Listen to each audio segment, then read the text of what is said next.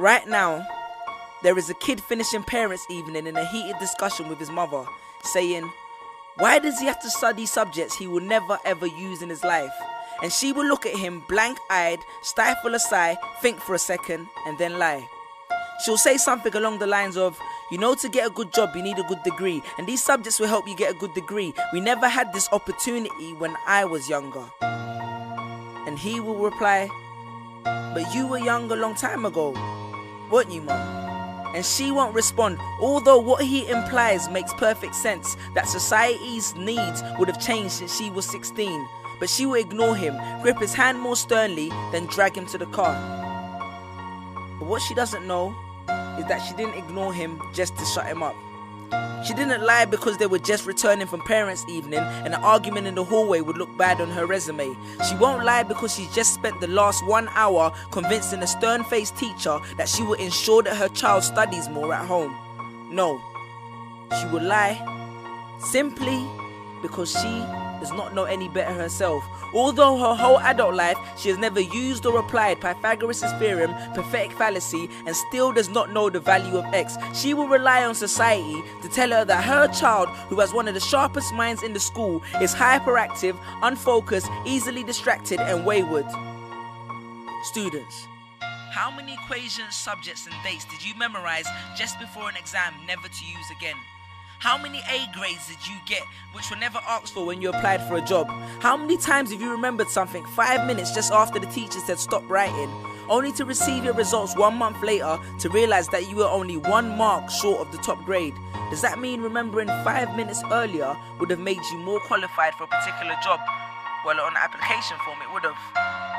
We all have different abilities, thought processes, experiences and genes. So why is a class full of individuals tested by the same means?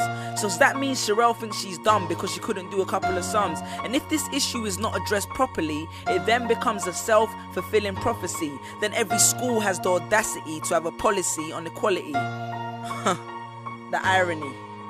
Exams are society's methods of telling you what you're worth. But you can't let society tell you what you are, because it's the same society that tells you that abortion is wrong but then looks down on teenage parents. The same society that sells products to promote natural hair, looks and smooth complexion, with the model on the box half photoshopped and has fake lashes and hair extensions, with pastors that preach charity but own private jets, imams that preach against greed but are all fat, parents that say they want educated kids but constantly marvel at how rich Richard Branson is, governments that preach peace but endorse wars, that say they believe so much in the importance of higher education and further learning, then why increase tuition fees every single year? I believe Miss Jefferson when she took me into the office and said that my exams would be imperative to my success, because we was taught to always follow when Miss Jefferson led. But then I took Jefferson out of the equation and learned to think for myself. I realized we was taught to always follow when Miss led. The irony. Test us with tests, but the finals are never final, because they never prepare us for the biggest test, which is survival. And what I suggest is fairly outlandish, so I do not expect everyone to understand this, except for the kids who knows what it feels like to be worth no more than that D or that A that you get on results day, and the ones whose best stories were never good enough for the English teacher, because apparently you missed out key literal techniques, did not follow the class plan, and the language was too informal for him to understand. But then he'd reference Hamlet and Macbeth, and you'd fight the urge to express your contempt by partially clenching your fist with only your medius finger left protruding in the middle of your hand, and then asked if he was aware that Shakespeare was known as the innovator of slang, or the kid at the back of the class who thinks, why am I studying something that doesn't fuel my drive? But then when confronted with a maths problem, his eyes come alive. So this one is for my generation, the ones who found what they were looking for on Google, the ones who followed their dreams on Twitter, pictured their future on Instagram, accepted destiny on Facebook. This one's for my failures and my dropouts, for my unemployed graduates, my shop assistants, cleaners and cashiers with bigger dreams, my self-employed